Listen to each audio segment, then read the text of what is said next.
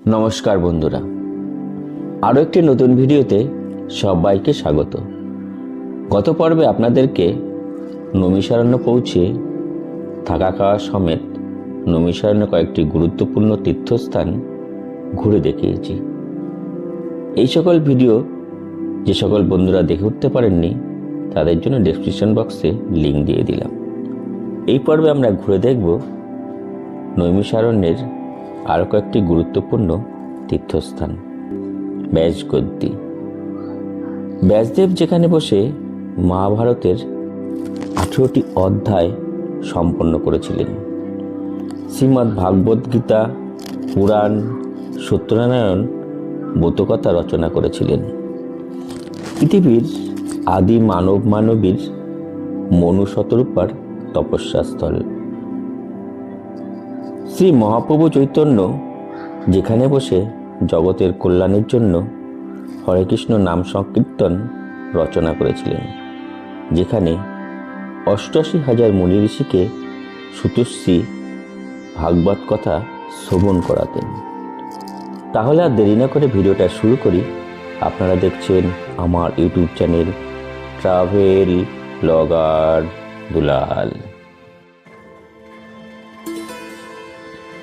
ভগবান বিষ্ণুর শরীর থেকে এক দিব্য জলধারা প্রবাহিত হয়ে এই ভূমিতে অবতীর্ণ হয়ে সৃষ্টি হয় এই গোমতী নদী।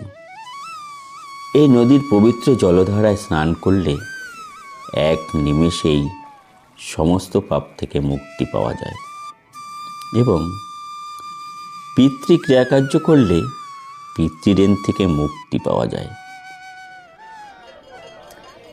আর এই গোমতী নদীর তটেই পৌরাণিক যুগে ছিল 88,000 মুনি ঋষির তপস্যাস্থল।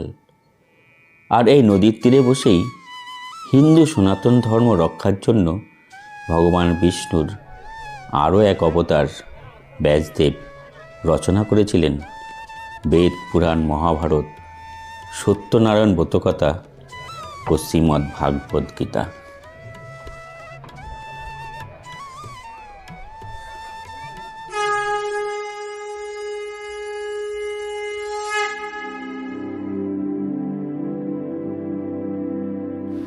চক্রতীর্থ দর্শন করে মিনিট 10 পায়ে হেঁটে পৌঁছে গেলাম আমরা এক মহাপুণ্যভূমি, মহর্ষি ব্যাসদেবের তপস্যাস্থল এবং মহাভারত যেখানে ব্যাসদেব রচনা করেছিলেন সেই মহাপুণ্যভূমি ব্যাসগদ্দি।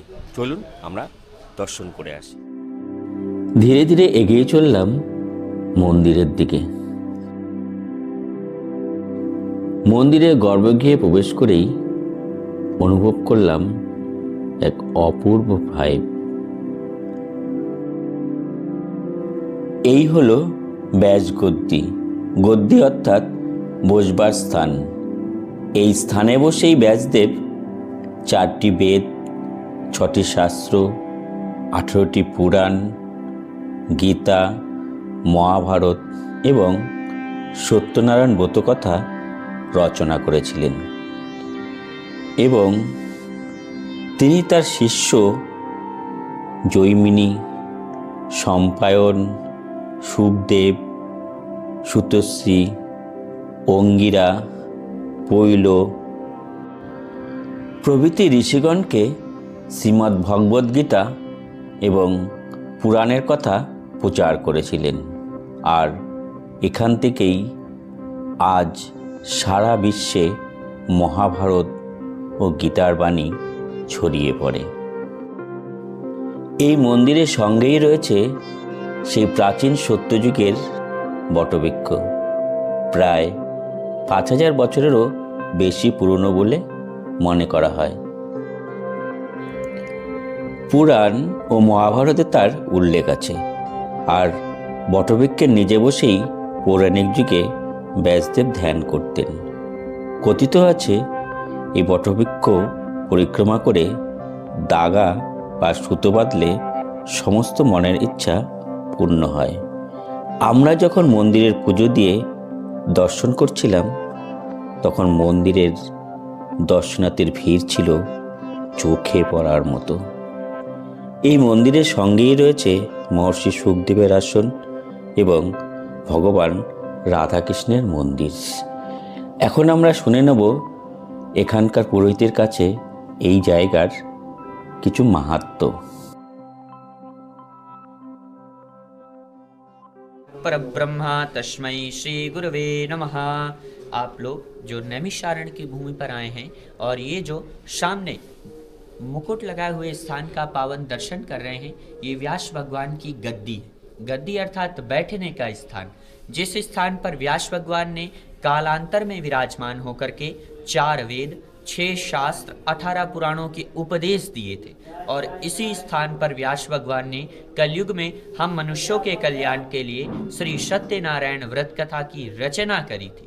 और ये जो आज आप इसका स्वरूप पिरामिड आकार, पर्वताकार में देख रहे हो, ये इस वजह से है जब द्वापर काल में व्यास भगवान पुनः यहाँ से बद्रिकाश्रम बद्रीनाथ गए तो उनके स्थान गद्दी पर कोई दूसरा मनुष्य प्राणी ना बैठे, चरण आदि ना रखे, क्योंकि व्यास भगवान विष्णु के अवतार है। व्यासाय विष्णु रूपाय व्यास रूपाय विष्णवे नमो वै ब्रह्म निधये वासिष्ठाय नमो नमः।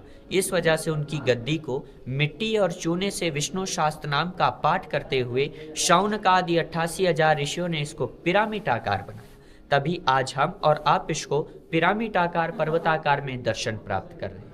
और इसी स्थान पर व्यास भगवान ने अपने पुत्र श्री शुकदेव जी को भागवत का ज्ञान दिया था। तब शुकदेव जी ने ही जब श्रृंगी ऋषि ने राजा परीक्षित को श्राप दिया, उन राजा परीक्षित को शुक्रताल में जाकर के सप्तदिवसीय भागवत सुना करके उनको श्राप मुक्त किया था। और अपने परम शिष्य श्री सूत जी को 18 पुराणों का ज्ञान दिया। तब श्री सूत जी ने उन शौनक आदि 88,000 ऋषियों को इसी नैमिषारण्य की भूमि पर विराजमान होकर के हजारों वर्षों तक उन पुराणों की कथाएं सुनाई थी। एक दिवस जब वो शौनक आदि 88,000 ऋषि व्यास भगवान से इसी स्थान पर विराजमान होकर के उपदेश ले रहे थे, तब उन शौनक आदि 88,000 ऋषियों ने व्यास भगवान से प्रश्न किया कि हे प्रभु, अभी हम लोगों की हजारों वर्षों तक आयु है, हम लोग हजारों वर्षों तक जीवित रह करके उन पुराणों की कथाएं सुन सकते हैं।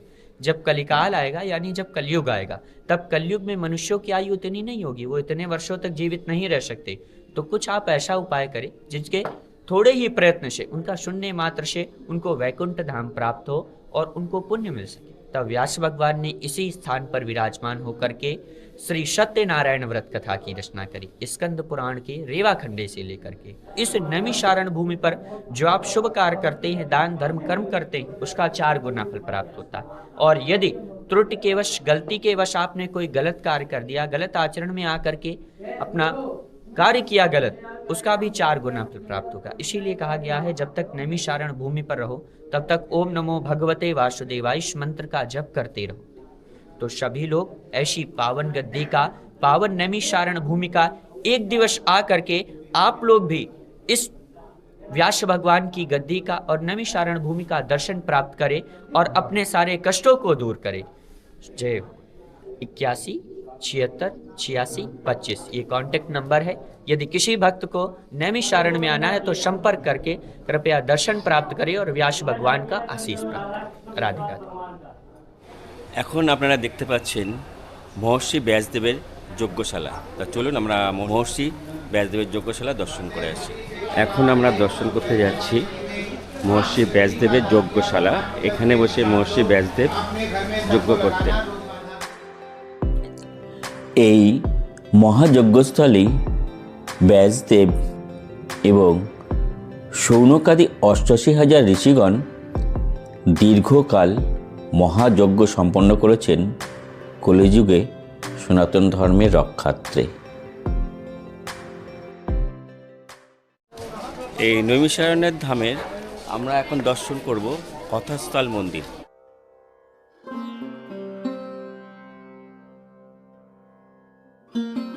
এই হচ্ছে কথাস্থল মন্দির।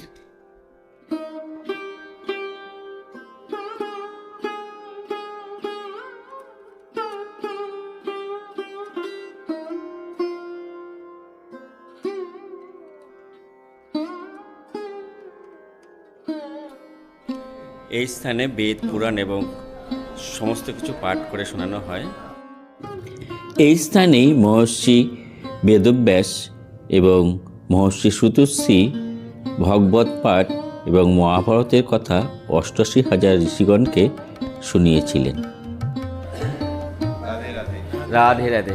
आप सभी का नैमिष की धरती पर स्वागत है। मैं डॉक्टर शशिकांत त्रिपाठी, मैं श्री शैलेंद्र शास्त्री जी महाराज से भागवत कथा सुन रहा था, जो कथा 6 दिसंबर से शुरू होकर 12 दिसंबर तक चली और आज 13 दिसंबर है। आज के दिन हवन हुआ प्रातःकाल में, उसके पश्चात भंडारा चल रहा है। आप सभी लोगों का, भक्तजनों का भंडारे में स्वागत है।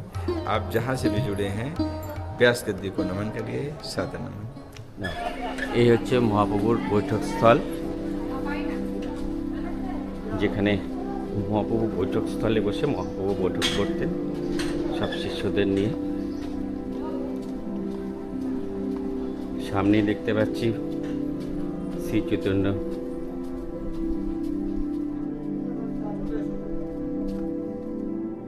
মহাপ্রভু এই পুণ্যধামে এসে এখানে বৈঠক করেছিলেন। এই হচ্ছে চৈতন্য মহাপ্রভুর বৈঠকখানা।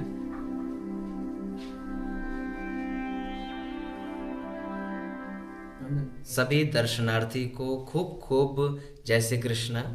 और आज हमारे चैतन्य महाप्रभु जी के भाई, जो भाई मीन्स होता है ब्रदर, उनका आज जन्मोत्सव है। वो गोसाई जी हैं और आज आप जो सामने देख पा रहे हैं ये श्री महाप्रभु जी की 26वीं बैठक है। पूर्व काल 500 ईयर्स हो चुके हैं ये बैठक जी को। स्टार्टिंग के जो 300 वर्ष गुजरे, उन 300 वर्षों में हमारे ठाकुर जी ने इसी गादी पर बैठ के उन्होंने श्रीमद् भागवत कथा का 300 वर्षों तक पाठ किया था। एवं उसके बाद नैमिषारण्य की 84 कोस की परिक्रमा हमारे ठाकुर जी ने की थी। और एक स्टेटमेंट उन्होंने दिया था नैमिषारण्य में कि शमी के वृक्ष की टेक लेके गोमती नदी की तीव्र प्रवाह में चारों तरफ घनघोर जंगल के वातावरण में हम विराजमान हैं। आप देखिए, वहां से सभी लोग देखेंगे, ये जो है ये पर्दा, इसको कहते हैं पिछवाई। यहाँ पे शमी का वृक्ष लगा हुआ था और यहाँ पर ठाकुर जी शमी की वृक्ष की टेक लेके, पीछे रेस्ट लेके वो विराजमान थे। नैमिषारण्य के सबसे आखिरी देवालय में आज आप हैं। सबसे आखिरी देवालय श्री महाप्रभु जी की 26वीं बैठक का दर्शन है। यहीं पर महाप्रभु जी ने विराज के सभी ग्रंथों का, श्रीमद् भागवत का पारायण पाठ किया और 88,000 ऋषि मुनियों की ये जो तपोभूमि है, उन ऋषि मुनियों के में चल रही प्रश्नावलियों को मात्र 2.5 घड़ी के सत्संग में इसी गादी पर बैठ के निर्वाह किया था। ये आप लोग आए हुए हैं। हम सोशल मीडिया के माध्यम से जहाँ जहाँ तक ये आवाज़ जा रही है, उन सभी को हम बताना चाहेंगे कि आप इतने पुण्य क्षेत्र में, नैमिषारण्य तीर्थ क्षेत्र में आप आइए और नैमिषारण्य का दिव्य दर्शन आप करिए। और दिव्य दर्शन हमारे सभी भाई साहब लोग कर रहे हैं और आपको दर्शन वो कराएंगे। उस सोशल मीडिया के माध्यम से आप दर्शन करिए, उसके बाद से फिर नैमिषारण्य आने का प्लान बनाइए। जय श्री कृष्ण। জয় শ্রীকৃষ্ণ। এখন আমরা দর্শন করব পৃথিবীর প্রথম যে মানব সৃষ্টি করেছিলেন সেই মানব এবং মানবী মনু এবং শতরূপা। এখানে রয়েছে মনু এবং শতরূপার তপস্যাস্থল। চলুন দর্শন করে আসি। ধীরে ধীরে এগিয়ে চললাম আমাদের আদি মানব পিতা ও মাতার মন্দিরের দিকে। গর্ভগৃহে প্রবেশ করে এক অপূর্ব সুন্দর ভাইব অনুভব করলাম।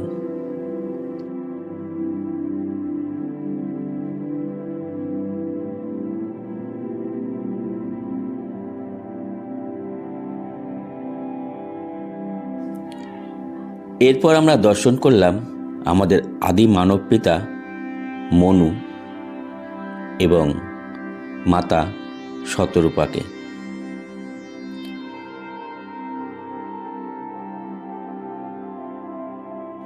তার পাশে দর্শন করলাম মাতা লক্ষ্মী দেবী।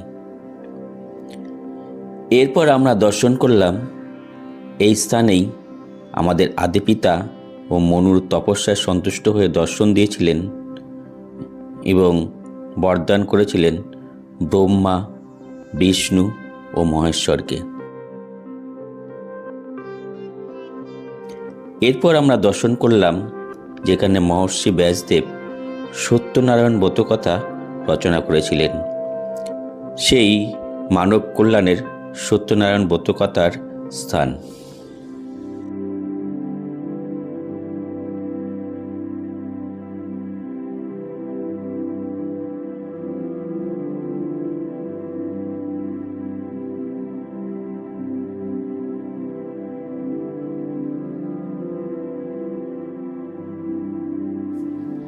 এই স্থানে বসেই আমাদের আদি পিতামাতা ব্রহ্মদেবের মানসপুত্র স্বয়ম্ভু মনু 23,000 বছর ধরে এক পায়ে দাঁড়িয়ে তপস্যা করেছিলেন এবং ওং নম ভগবতে বাসুদেবায় নম এই মহামন্ত্র জপ করে প্রভু সীতারামের স্বরূপ চিন্তা করে। তখন প্রভু রাম সীতা প্রকট হয়ে দর্শন দেন, মনু শতরূপাকে বর দেন। এখন আমরা এখানকার পুরোহিতের কাছ থেকে জেনে নেব সেই মানব সৃষ্টির কাহিনী। आदि नारायण ने जब विचार किया, जब विलय था जल के अंदर, नारायण शयन निद्रा में सो रहे थे, उस समय में उनको जागृति हुई और जागृति होने पर उन्होंने इस पृथ्वी का, इस संसार का निर्माण के लिए संकल्प किया। तो उनके नाभि से पुष्प निकला, पुष्प के ऊपर ब्रह्मा जी का प्राकट्य प्रादुर्भाव हुआ। ब्रह्मा जी ने सोचा मैं क्या करूं, तो उसी समय उनके शरीर से दो भाग हो गए। दाहिने से पुरुष निकला, बाएं स्त्री निकली। स्त्री का नाम शतरूपा हुआ, पुरुष का नाम स्वयंभू मनु हुआ। मनु ने कहा मैं क्या करूं?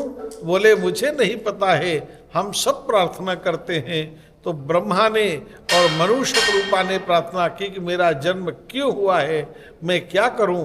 तो आकाशवाणी हुई तुम मानव रचना करो, एक संसार की उत्पत्ति करो।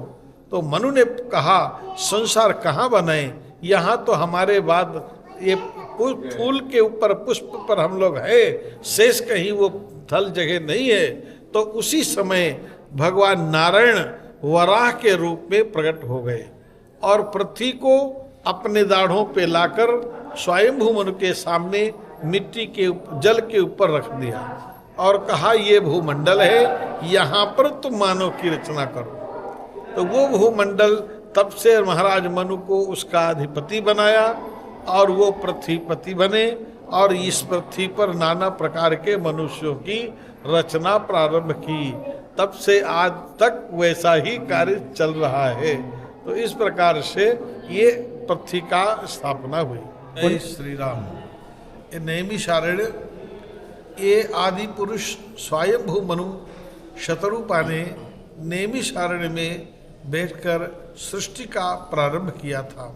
अधिक मानव होने पर स्वयंभू मनु ने विचार किया ये मानव कहीं अमर्यादित न हो जाए, इसलिए स्वयंभू मनु ने नैमिषारण्य में ही 23,000 वर्ष तक एक पैर से उठा करके तप किया और ओम नमो भगवते वासुदेवाय महामंत्र का जप करके प्रभु सीताराम जी का स्वरूप का चिंतन किया। तब सीताराम जी यहाँ नैमिषारण्य में सृष्टि के फर्स्ट टाइम में प्रकट हुए और स्वयंभू मनु को वरदान मांगने को कहा।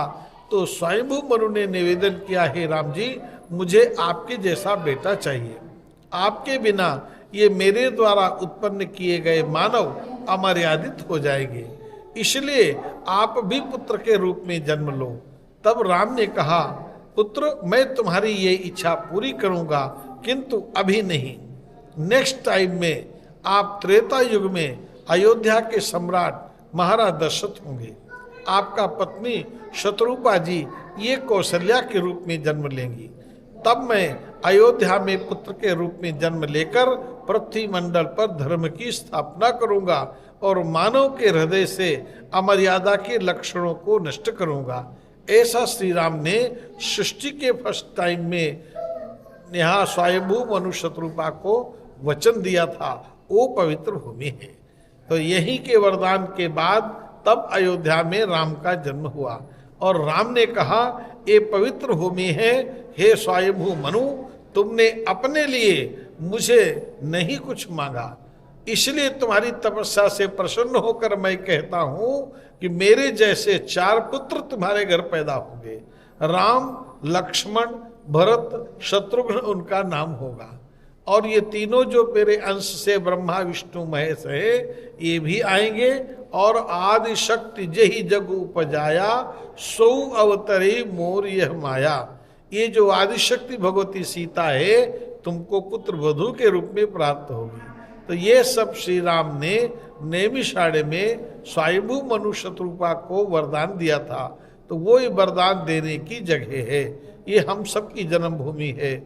तो ये नैमिषारण्य हम सबकी जन्मभूमि है, आदि माता पिता हैं हमारे सबके, वो पवित्र भूमि है।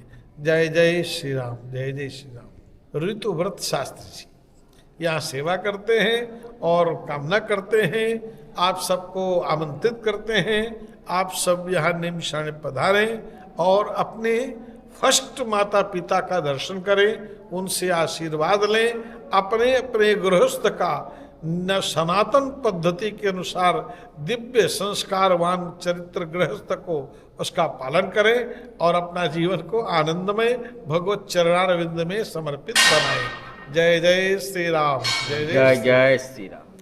এ এক অপূর্ব তীর্থভূমি আজকে দর্শন করলাম, যেখানে ব্যাসদেব মহাভারত রচনা শেষ করেছিলেন এবং এখানে ব্রহ্মা বিষ্ণু মহেশ্বর প্রকট হয়েছিলেন এবং এখানে 84 লক্ষ যে মুনি ঋষি তপস্যা করেছিলেন। এই 84 লক্ষ মুনি ঋষির তপস্যা স্থল।